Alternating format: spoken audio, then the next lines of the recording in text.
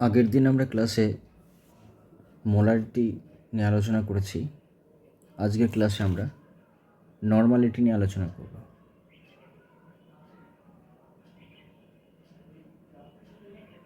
নর্মালিটির মাধ্যমে আমরা কোনো একটা সলিউশনের কনসেন্ট্রেশনকে চিহ্নিত করতে পারি। নর্মালিটি জেনারেলি চিহ্নিত করা হয় ক্যাপিটাল এন দিয়ে। অ্যাট ফার্স্ট আমরা ডেফিনেশনটা দেখি।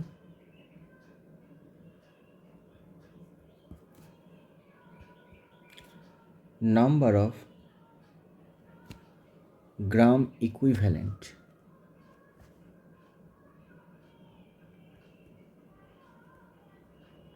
of solute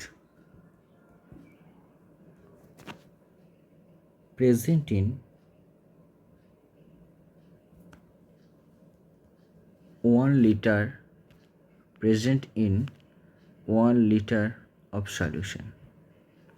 আমরা মোলারিটি পড়ার সময় দেখছিলাম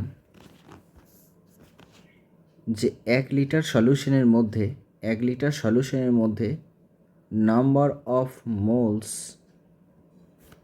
অফ সলিউট, অর্থাৎ সলিউটের কত মোল 1 লিটার সলিউশনের মধ্যে রয়েছে সেটাই হচ্ছিল মোলারিটি। নর্মালিটিতে একই রকম কিন্তু একটু আলাদা। এখানে 1 লিটার সলিউশনের মধ্যে number of gram equivalent,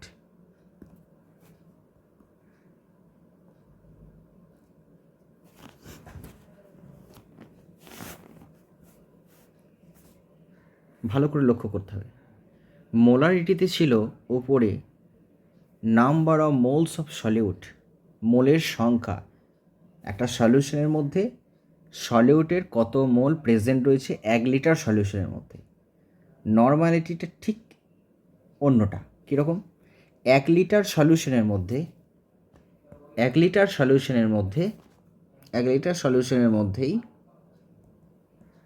number of gram equivalent. What is number of gram equivalent সেটা আজকে আমরা পড়ব। আমরা মোল পড়তে গিয়ে একটা ওয়ার্ড পড়েছিলাম, মলিকুলার ওয়েট। মলিকুলার ওয়েট কি? আমরা যদি সালফিউরিক অ্যাসিড নিই, এই সালফিউরিক অ্যাসিডটা 2টি হাইড্রোজেনের পরমাণু, একটা সালফার এবং 4টে অক্সিজেন অ্যাটম দিয়ে তৈরি।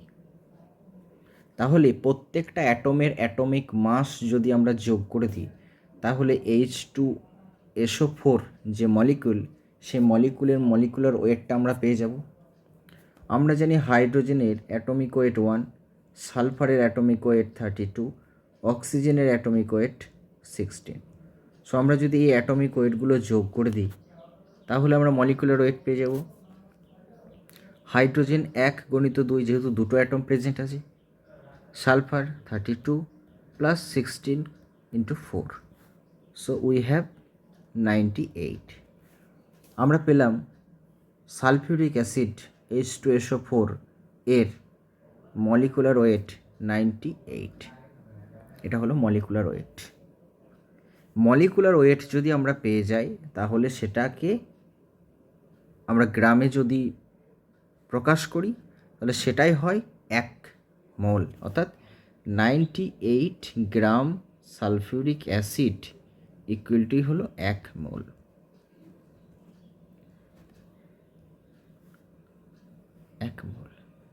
তাহলে এখান থেকে একটা কনক্লুশনে আসা যেতে পারে যে আমাদেরকে মোলারিটি বের করতে গেলে number of moles of solute কতটা আছে ওই সলিউশনের মধ্যে, সেটা আমাদেরকে দেখতে হবে।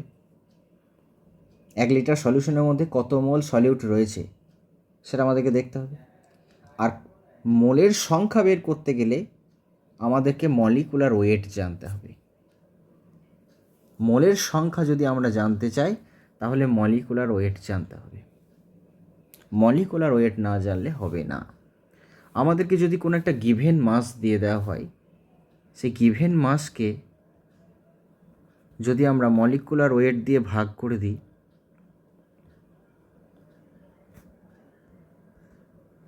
তাহলে আমরা নাম্বার অফ মোলস পেয়ে যাব। এটা আমরা আগের ক্লাসে পড়েছি। কেন আজকে আবার রিপিট করছি সেটা একটু পরেই জানা যাবে। তাহলে মোলারিটি বের করতে গেলে number of moles of solute দরকার, আর number of moles of solute বের করতে গেলে মলিকুলার ওয়েট দরকার। মলিকুলার ওয়েট কেন দরকার না, আমাকে যদি কোনো একটা সলিউটের গিভেন মাস বলে দেয়, তাহলে মলিকুলার মাস দিয়ে যদি আমরা ভাগ করে দিই তাহলে নাম্বার অফ মোলস পেয়ে যাব। সিমিলারিটি আছে কিছু একটা, এটা হলো নর্মালিটি, আর এটা ছিল মোলারিটি। এই নর্মালিটি বের করতে গেলে নাম্বার অফ গ্রাম ইকুইভ্যালেন্ট দরকার। মোলারিটি বের করার জন্য যেমন নাম্বার অফ মোলস দরকার হচ্ছিল, নাম্বার অফ গ্রাম ইকুইভ্যালেন্ট বের করতে গেলে আমাদেরকে ইকুইভ্যালেন্ট ওয়েট জানতে হবে।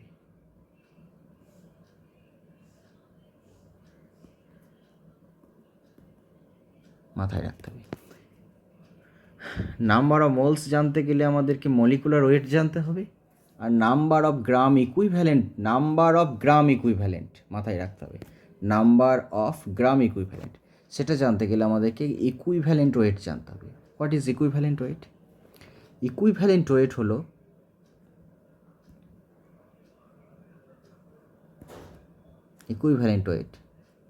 এটাকে বাংলাতে বলা হয় তুল্যাঙ্ক ভার। ইকুইভ্যালেন্ট ওয়েট হলো মলিকুলার ওয়েট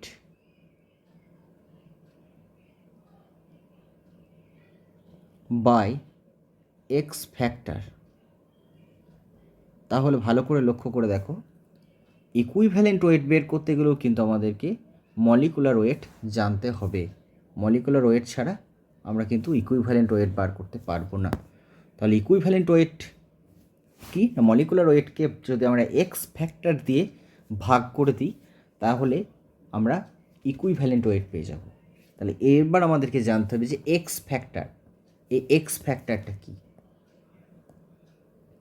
এক্স ফ্যাক্টরটা বিভিন্ন রকমের সলিউটের বিভিন্ন, যেমন কোনো অ্যাসিড, ফর অ্যাসিড আমরা যদি অ্যাসিড নিই তাহলে একটা অ্যাসিড কীরকম দেখতে হয়, HA টাইপের, তাই না? এইচটা প্লাস হিসাবে বেরিয়ে যায় এবং এটা মাইনাস হিসাবে বেরিয়ে যায়। কোনো একটা অ্যাসিড সেখানে আমরা H প্লাস পাবই। আর এটাকে কি বলা হয়, এ মাইনাসটাকে বলা হয় কনজুগেট বেস। ভালো করে লক্ষ্য করবে, এর নাম হলো কনজুগেট বেস, বাংলাতে বলা হয় অনুবন্ধী ক্ষারক।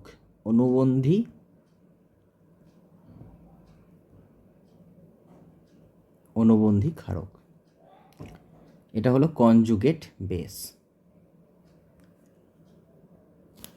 এই অ্যাসিডের ক্ষেত্রে H ফ্যাক্টর হলো number of H plus released by an acid, number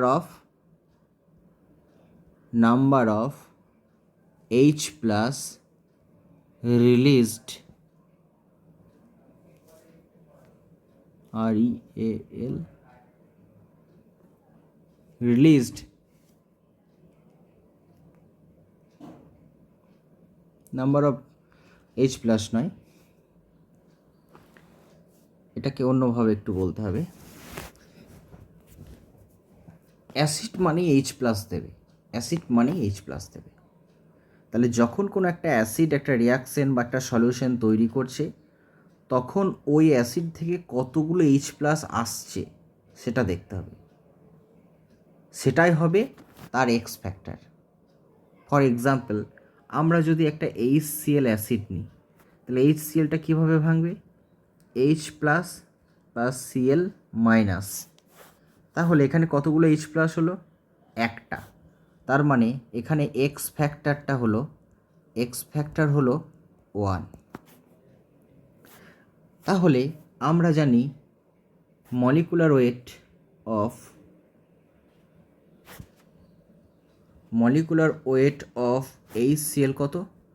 হাইড্রোজেনের 1 আর ক্লোরিনের কত? 35.5, তার মানে 36.5। এবার আমরা ইকুইভ্যালেন্ট ওয়েট বের করব। ইকুইভ্যালেন্ট ওয়েট কত? মলিকুলার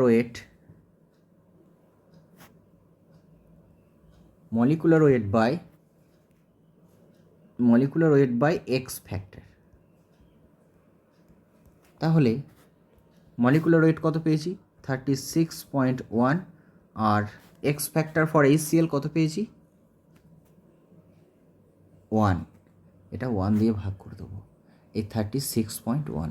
তাহলে ফর HCl আমরা বলতে পারি HCl এর ক্ষেত্রে molecular weight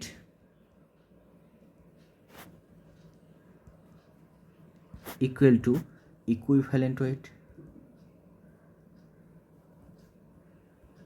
molecular weight equal to equivalent wait, এটা একটু মাথায় মনে রাখতে হবে।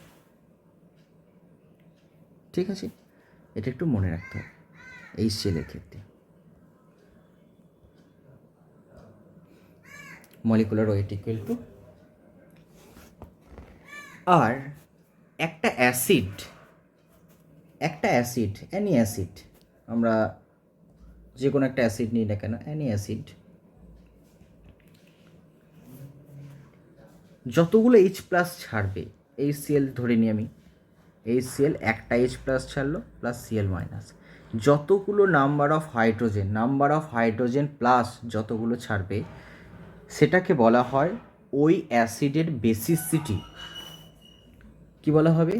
এটা হলো বেসিসিটি। তাহলে HCl একটা হাইড্রোজেন প্লাস ছাড়লো যখন এটা আয়োনাইজ হলো, তাহলে HCl এর বেসিসিটি কত? বেসিসিটি এটা কত হলো? 1। এটাকে বাংলাতে বলা হয় ক্ষারগ্রাহিতা। কি বলা হয়?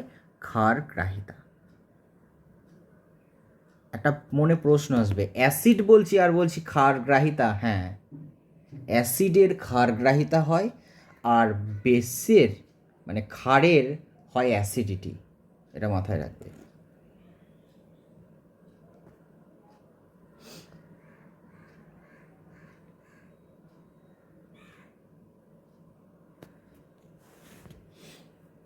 এবার আমি যদি সালফিউরিক অ্যাসিড নিই, কী হবে? সালফিউরিক অ্যাসিড দুটো হাইড্রোজেন ছাড়ে, 2H+ প্লাস SO4 2-।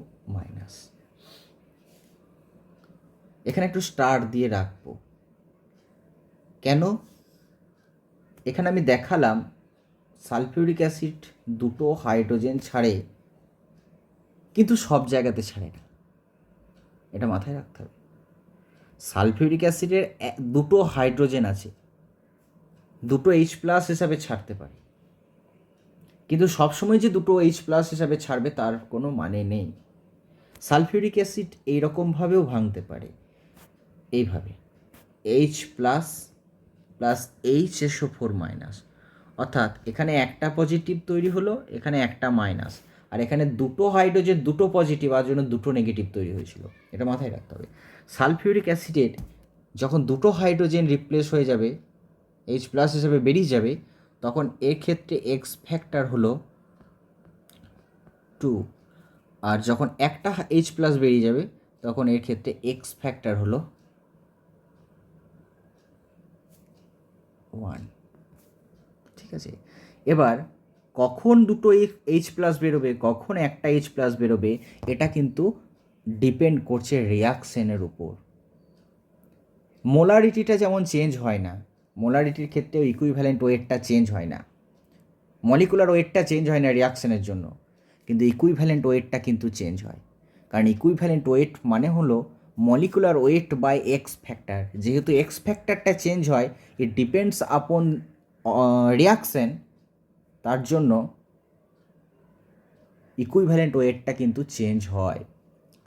সালফিউরিক অ্যাসিডের একটা রিয়াকশানে ইকুইভ্যালেন্ট ওয়েট হতে পারে 98। যদি এই রিয়াকশানে দুটো এইচ প্লাস আছে, দুটো এইচ প্লাসকে ছাড়লো, এমন একটা রিয়াকশান করছে যেখানে সালফিউরিক অ্যাসিড দুটো এইচ প্লাসকে রিলিজ করছে। তাহলে সালফিউরিক অ্যাসিডে তখন এক্স ফ্যাক্টর হবে কত? 2। তাহলে তখন ইকুইভ্যালেন্ট ওয়েট কত হবে? মলিকুলার ওয়েট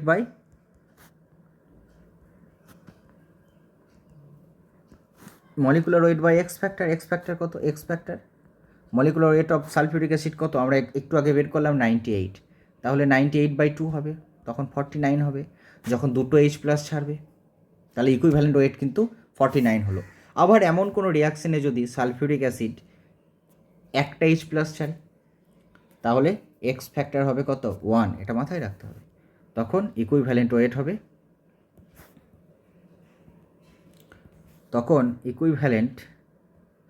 হবে 98/1 অর্থাৎ 98।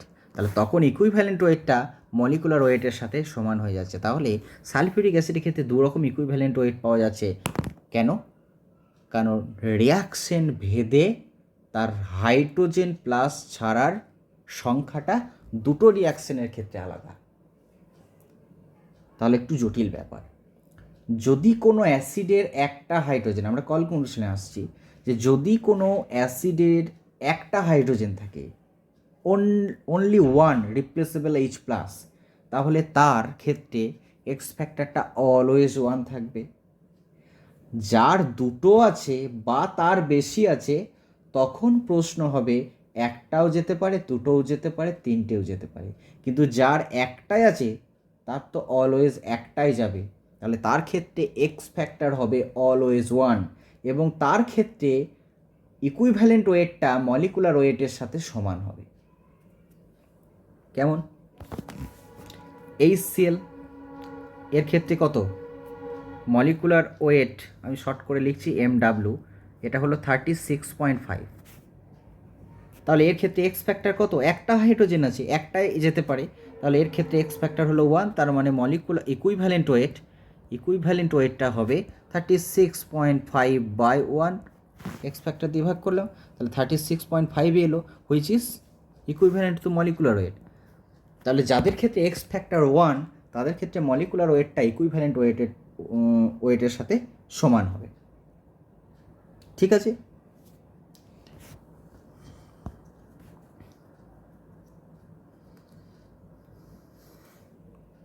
এবার দেখি, এবার আমি নাইট্রিক অ্যাসিড নিলাম। নাইট্রিক অ্যাসিডের ক্ষেত্রে কি হবে? নাইট্রিক অ্যাসিডের ক্ষেত্রে হবে H প্লাস প্লাস NO3 হিসাবে ভেঙে যায়। তাহলে এর ক্ষেত্রেও এক্স ফ্যাক্টরটা কত? 1।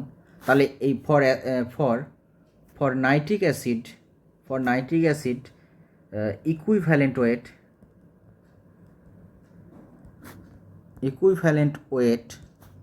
Equal to molecular weight.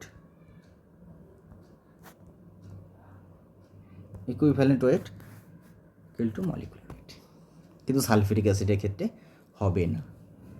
তাহলে অ্যাসিডের ক্ষেত্রে যতগুলো H প্লাস সলিউশনের মধ্যে যাবে, ঠিক ততটাই হবে আমার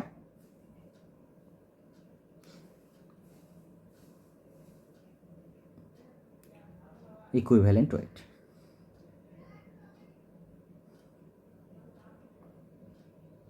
এবার আমি একটা খুব পরিচিত অ্যাসিড নেব, যেটা আমরা নাইট্রোজেন ফ্যামিলিতে পড়েছি, বা যারা পড়িনি তারা একটু কিছুদিন পরেই পড়ব। নাইট্রোজেনের নিচেই আছে ফসফরাস। সেই ফসফরাসের অনেকগুলো অ্যাসিড আছে। কি অ্যাসিড আছে? H3PO4। এই অ্যাসিডটাতে 3টে হাইড্রোজেন আছে, কিন্তু 3টে হাইড্রোজেনই কি যখন এই অ্যাসিডটা কোনো কারোর সাথে রিয়াকশন করে তখন কি 3টে হাইড্রোজেনই বেরিয়ে যায়? না, 3টে হাইড্রোজেন বেরিয়ে যায় না। একটু মাথায় রাখতে হবে, প্রশ্ন আসবে।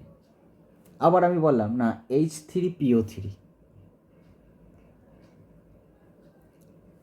এর ক্ষেত্রে তো 3টে হাইড্রোজেন আছে, 3টে হাইড্রোজেনই কি বেরিয়ে যায়? আমার দুটো প্রশ্ন হবে। 3টে হাইড্রোজেনই কি এর ক্ষেত্রে কি এক্স ফ্যাক্টর 3 হবে? এক্স ফ্যাক্টরটা 3 হবে না 3 থেকে কম হবে? ম্যাক্সিমাম 3 হতে পারে, তার থেকে তো বেশি হতে পারে না। এর ক্ষেত্রেও তো 3টে হাইড্রোজেন আছে, তাহলে এর ক্ষেত্রেও কি এক্স ফ্যাক্টর 3 হবে? তাহলে দুটো অ্যাসিডের ক্ষেত্রে এক্স ফ্যাক্টর যদি 3 হয়, দেখি একটু আমাদেরকে এটাকে দেখতে গেলে আমাদেরকে স্ট্রাকচারটা দেখতে হবে। H3PO4 এর স্ট্রাকচারটা আমরা দেখব। পি ডবল বন্ড ও OH OH আর OH, এটা একটা টেট্রাহেড্রাল স্ট্রাকচার, sp3 হাইব্রিডাইজড। এক্ষেত্রে 3টে হাইড্রোজেনই কিন্তু বেরিয়ে যেতে পারে। কেন বেরিয়ে যেতে পারে? কারণ এগুলো হাইড্রোজেনটা অক্সিজেনের সঙ্গে যুক্ত আছে। অক্সিজেনের ইলেকট্রোনেগেটিভিটি হাইড্রোজেনের থেকে অনেক বেশি। তাহলে বন্ডিং ইলেকট্রনটাকে অক্সিজেন কি করবে? নিচের দিকে টেনে নেবে। এই বন্ডিং ইলেকট্রনটাকে নিজের দিকে টেনে নেবে। তখন এই H+গুলো ডেল প্লাস হয়ে যাবে, তখন এই হাইড্রোজেনগুলো বেরিয়ে যেতে পারে। তাহলে H3PO4 এই যে অ্যাসিডটা, এর ক্ষেত্রে কিন্তু 3টে হাইড্রোজেন আছে। তার মানে এক্স ফ্যাক্টর হলো কত? এক্স ফ্যাক্টর হলো 3। কিন্তু তার নিচেতে যে অ্যাসিডটা আছে, সেই অ্যাসিডটার এক্স ফ্যাক্টর কিন্তু 3 হবে না, অলদো ইট হ্যাজ 3 হাইড্রোজেন। তাহলে আমাদেরকে কি দেখতে হবে? স্ট্রাকচার দেখতে হবে। স্ট্রাকচার ছাড়া আমরা বলতে পারবো না। পি ডবল বন্ড ও, আর দুটো অক্সিজেন বেঁচে আছে, দুটোতে হাইড্রোজেন যুক্ত থাকবে, আর একটা হাইড্রোজেন ডিরেক্টলি ফসফরাসের সাথে যুক্ত হবে, যে হাইড্রোজেনটা কিন্তু রিলিজ হবে না। এটা মাথায় রাখতে হবে। এই হাইড্রোজেন দুটো কিন্তু বেরিয়ে যাবে যখন রিয়াকশন হবে, অর্থাৎ এই হাইড্রোজেন দুটো কিন্তু H+ হিসেবে বেরোয়, এই হাইড্রোজেনটা H+ হিসাবে বেরোবে না। তাহলে এর ক্ষেত্রে, এই অ্যাসিডটার ক্ষেত্রে এক্স ফ্যাক্টর হলো 2। তার মানে আমাদেরকে এটা বুঝতে হবে যে হাইড্রোজেন যতগুলো আছে, তার মানে সেই অ্যাসিডটার ক্ষেত্রে ততই যে আমাদের এক্স ফ্যাক্টর হবে তার কোনো মানে নেই। আমাদেরকে এক্স্যাক্ট জানতে হবে যে ওই অ্যাসিডটার ক্ষেত্রে কতগুলো H+ সে রিলিজ করবে। সালফিউরিক অ্যাসিডের ক্ষেত্রে দুটো H+ যায়, কিন্তু সব রিয়াকশানে দুটো H+ যায় না। সেটা আমরা কিছু প্রশ্ন প্র্যাকটিস করব, তখন আমরা জানতে পারবো যে এই রিয়াকশানের ক্ষেত্রে H+ এর ইকুইভ্যালেন্ট ওয়েট হবে 49, আবার অন্য একটা রিয়াকশান করব, সেখানে সালফিউরিক অ্যাসিডের ইকুইভ্যালেন্ট ওয়েট হবে 98। দুই ক্ষেত্রে দুটো আলাদা। Totally depends upon reaction involved. আবার আমি আর একটা অ্যাসিড নেব, H3PO2। সব অ্যাসিডগুলোতেই কিন্তু এই ফসফরাসের যে 3টে অ্যাসিড আমরা আলোচনা করলাম, H3PO4, H3PO3 আর H3PO2, সেক্ষেত্রে সবগুলোতেই কিন্তু 3টে করে H আছে, কিন্তু সবাই কিন্তু H+ হিসাবে বেরোবে না। আচ্ছা, দেখি স্ট্রাকচারটা। এটা হলো ফসফরাসের সঙ্গে একটা অক্সিজেন ডবল বন্ড, আর একটা অক্সিজেন সিঙ্গেল বন্ডে থাকে, এখানে একটা হাইড্রোজেন যুক্ত থাকে, আর দুটো হাইড্রোজেন ফসফরাসের সাথে ডিরেক্টলি অ্যাটাচ থাকে। এই দুটো হাইড্রোজেন কিন্তু কোনো রিয়াকশানে বেরোবে না, কোনো রিয়াকশানে বেরোবে না। Only this hydrogen will release. ঠিক আছে, this hydrogen will be released, এটা মাথায় রাখতে হবে। তাহলে এর ক্ষেত্রে কী হলো? Although it has three hydrogen, but 1 hydrogen will be released. So এর ক্ষেত্রে এক্স ফ্যাক্টর হলো 1। তাহলে এর ক্ষেত্রে এই H3PO2 এর ক্ষেত্রে মলিকুলার ওয়েট যা হবে আর ইকুইভ্যালেন্ট ওয়েট সেম হবে, কারণ এক্স ফ্যাক্টর 1 দিয়ে ভাগ হবে। যার ক্ষেত্রে এক্স ফ্যাক্টরটা 2, ভালো করে মনে রাখো, এক্স ফ্যাক্টরটা যার ক্ষেত্রে 2, তাহলে কী হবে? তার ইকুইভ্যালেন্ট ওয়েট হবে মলিকুলার ওয়েটের হাফ। মানে মলিকুলার ওয়েট যদি 50 হয়, তাহলে তার ইকুইভ্যালেন্ট ওয়েট হবে 50/2, মানে 25। যার ক্ষেত্রে এক্স ফ্যাক্টরটা 3, তার ক্ষেত্রে মলিকুলার ওয়েট যা হবে, যদি এক্স ফ্যাক্টর 3 হয়, তাহলে মলিকুলার ওয়েট যদি আমার 90 হয়, তাহলে তার ক্ষেত্রে ইকুইভ্যালেন্ট ওয়েট হবে কত? 90/3, তার মানে 30। সেক্ষেত্রে ইকুইভ্যালেন্ট ওয়েট আর মলিকুলার ওয়েট আলাদা হবে, এবং কত হবে সেটা আমরা ওই এক্স ফ্যাক্টর থেকে আইডিয়া করতে পারবো। আর যদি এক্স ফ্যাক্টর 1 হয়, তাহলে মলিকুলার ওয়েট আর ইকুইভ্যালেন্ট ওয়েট সেম হবে। এ তো গেল অ্যাসিডের ক্ষেত্রে ইকুইভ্যালেন্ট ওয়েট কীভাবে বের করব সেটা। এরপর আমি বেস, যদি সেই সলিউটটা বেস হয়, বেস মানে ক্ষার যদি হয়, যেমন কি NaOH, KOH, CaOH তার হোল টু, NH4OH, এই যে অনেক রকমের যে ক্ষারগুলো আছে বা বেসগুলো আছে তাদের ক্ষেত্রে মলিকুলার ইকুইভ্যালেন্ট ওয়েট কী করে বের করব? Same process. অ্যাসিডের ক্ষেত্রে যতগুলো H+ যাচ্ছিল সলিউশনের মধ্যে সেটা হচ্ছিল তার এক্স ফ্যাক্টর। বেসের ক্ষেত্রে ঠিক উল্টোটা, নাম্বার অফ OH- কতগুলো সলিউশনের মধ্যে যাচ্ছে, নাম্বার অফ OH- কতগুলো সলিউশনের মধ্যে যাচ্ছে সেটা হবে তার ক্ষেত্রে এক্স ফ্যাক্টর। আর ইকুইভ্যালেন্ট ওয়েটটা এর ক্ষেত্রেও molecular weight by x factor.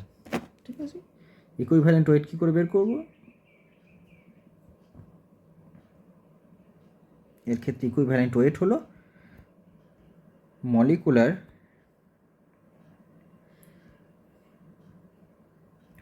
Wait by x factor, same জিনিস, molecular weight by x factor. এবার এই এক্স ফ্যাক্টরটা বেসের ক্ষেত্রে কিভাবে ডিটারমিনেশন করব দেখি একটু। NaOH, এটা হচ্ছে সোডিয়াম হাইড্রোক্সাইড, একটা strong base, Na plus OH-, তাহলে এই NaOH সলিউশনের মধ্যে কতগুলো OH- দিল? একটা। তাহলে NaOH এর ক্ষেত্রে এক্স ফ্যাক্টর হবে 1।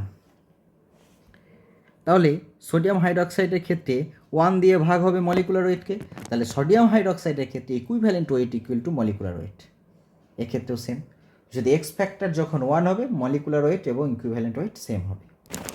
আমি যদি বলি ক্যালসিয়াম হাইড্রোক্সাইড CaOH তার হোল টু, এটা কি হবে?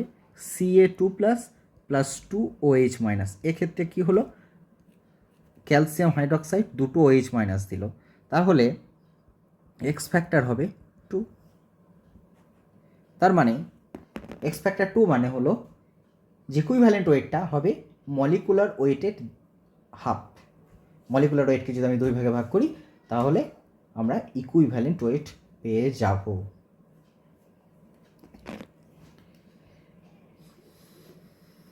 আচ্ছা, KOH-টাও সেম হবে, দেখো K plus OH- x factor হবে 1। আমি যদি বলি NH4, এটা কি হবে? NH4+ প্লাস OH- একটা এক্স ফ্যাক্টর 1। তাহলে বেসের ক্ষেত্রে হলো এক্স ফ্যাক্টর হলো যে নাম্বার অফ OH- কতগুলো সলিউশনে যাচ্ছে আর ডিউরিং রিয়াকশন, আর অ্যাসিডের ক্ষেত্রে হলো নাম্বার অফ H+, কতগুলো H+ আছে তার কোনো সেটা বড় প্রশ্ন নয়, কতগুলো রিয়াকশনে যাচ্ছে, রিয়াকশনে পার্টিসিপেট কতগুলো করছে, এটাই মাথায় রাখতে হবে। 3টে হাইড্রোজেন আছে মানে 3H এক্স ফ্যাক্টর হবে তার কোনো মানে নেই। সেটা আমরা ওই ফসফরাসের 3টে অ্যাসিড নিয়ে দেখলাম, H3PO4, H3PO3, H3PO2, এই 3টে অ্যাসিডের ক্ষেত্রেই 3টে করে হাইড্রোজেন আছে, বাট তাদের এক্স ফ্যাক্টর আলাদা। H3PO4 এর ক্ষেত্রে 3, H3PO3 এর ক্ষেত্রে 2 এবং H3PO2 এর ক্ষেত্রে 1। সুতরাং এটা মাথায় রাখতে হবে। এ তো গেল অ্যাসিড এবং ক্ষারের কথা। এই অ্যাসিড আর ক্ষার যখন রিয়াকশন করে তখন লবণ এবং জল উৎপন্ন হয়, যেটা আমরা অ্যাসিড বেস থিওরিতে পড়েছি। আরহেনিয়াস তত্ত্ব আমরা পড়েছি, ব্রনস্টেড লাউরি তত্ত্ব, এরকম অনেক অ্যাসিড বেস তত্ত্ব পড়েছি। সেখানে আমরা পড়েছিলাম যে অ্যাসিড এবং ক্ষার যখন রিয়াকশন করে তখন লবণ উৎপন্ন করে বা সল্ট উৎপন্ন করে, লবণ এবং জল। তাহলে লবণের ক্ষেত্রে এক্স ফ্যাক্টর কী হবে? সল্টের ক্ষেত্রে এক্স ফ্যাক্টরটা কী হবে? আর একটা খুব ভালো বেস আছে, একটু মনে রাখবি, এটা লিখে দিই, Al3OH, এটা তোদের কাজ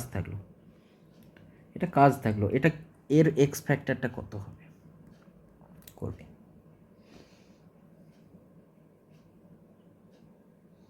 এরপর আমরা সল্টের দিকে একটু যাব। সল্টের ক্ষেত্রে এক্স ফ্যাক্টর বের করার জন্য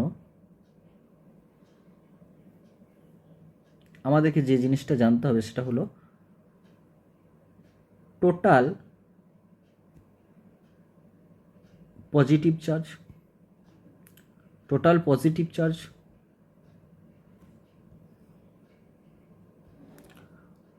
অথবা total negative charge. Total positive charge আমরা ক্যালকুলেশন করব বা টোটাল নেগেটিভ চার্জ ক্যালকুলেশন করব, যত হবে সেটাই হবে সেই সল্টের ক্ষেত্রে এক্স ফ্যাক্টর। আমি একটা খুবই পরিচিত বহুল ব্যবহৃত একটা সল্ট Na2CO3 সোডিয়াম কার্বনেট, এই সোডিয়াম কার্বনেটের এক্স ফ্যাক্টর কত হবে আগে আমাদেরকে দেখতে হবে। এই সোডিয়াম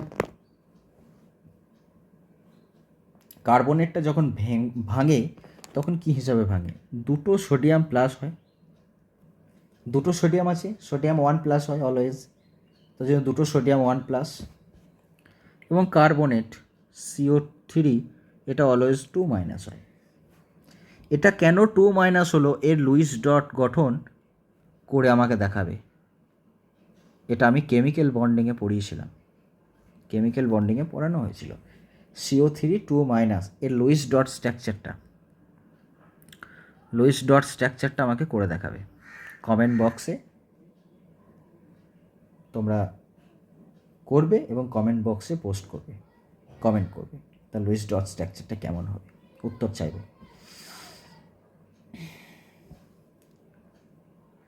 এক্ষেত্রে পজিটিভ চার্জ কত, একটা সোডিয়াম পজিটিভ চার্জ হচ্ছে 1, তাহলে দুটো সোডিয়ামের জন্য পজিটিভ চার্জ কত, +2, আর টোটাল নেগেটিভ চার্জ কত আছে, -2। এটার মডিউলাস নেব, তাহলে ভ্যালুটা কত হলো 2, তার মানে এর ক্ষেত্রে এক্স ফ্যাক্টর হবে কত, 2।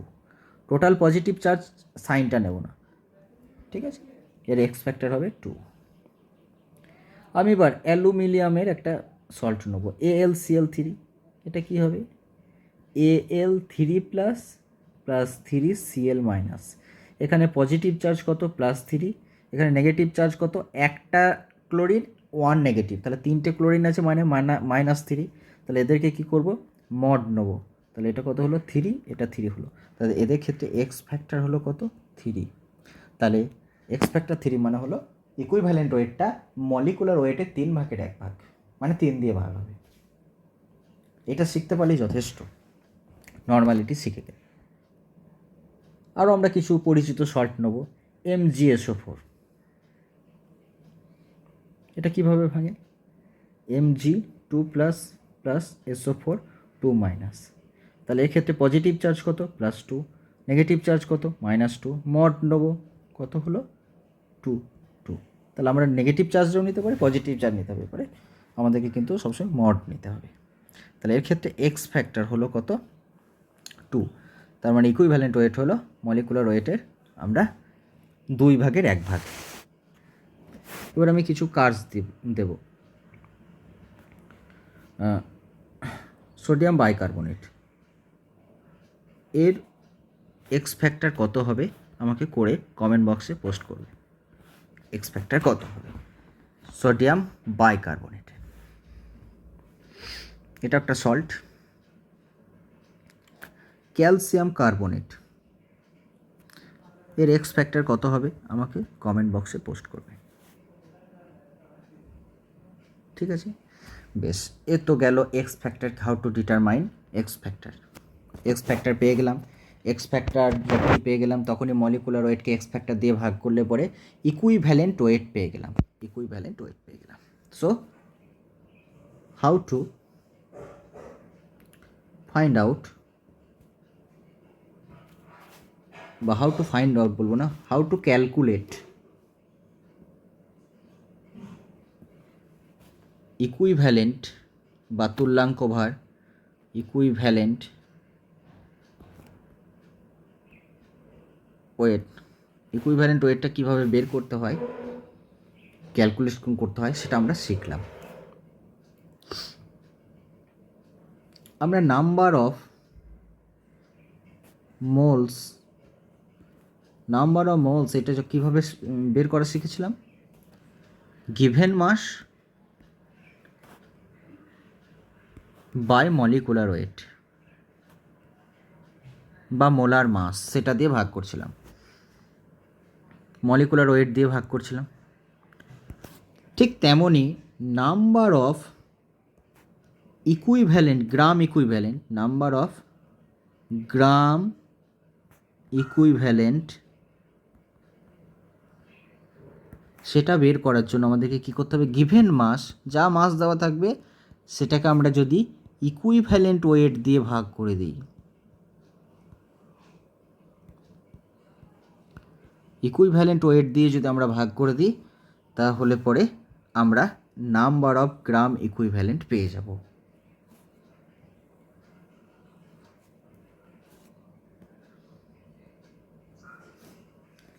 নাম্বার অফ মোলস পাবো কীভাবে, গিভেন মাসকে যদি মলিকুলার ওয়েট দিয়ে ভাগ করে দিই, আর নাম্বার অফ গ্রাম ইকুইভ্যালেন্ট পাবো গিভেন মাসকে ইকুইভ্যালেন্ট ওয়েট দিয়ে ভাগ করে দিই। তাহলে number of moles of solute পেয়ে গেলে মোলারিটি পেয়ে যাব, আর নাম্বার অফ গ্রাম ইকুইভ্যালেন্ট 1 লিটারে কত আছে সেটা যদি পেয়ে যাই তাহলে পরে আমরা নর্মালিটি পেয়ে যাব। এবার কিছু আমরা অঙ্ক করব, দেখা যাক।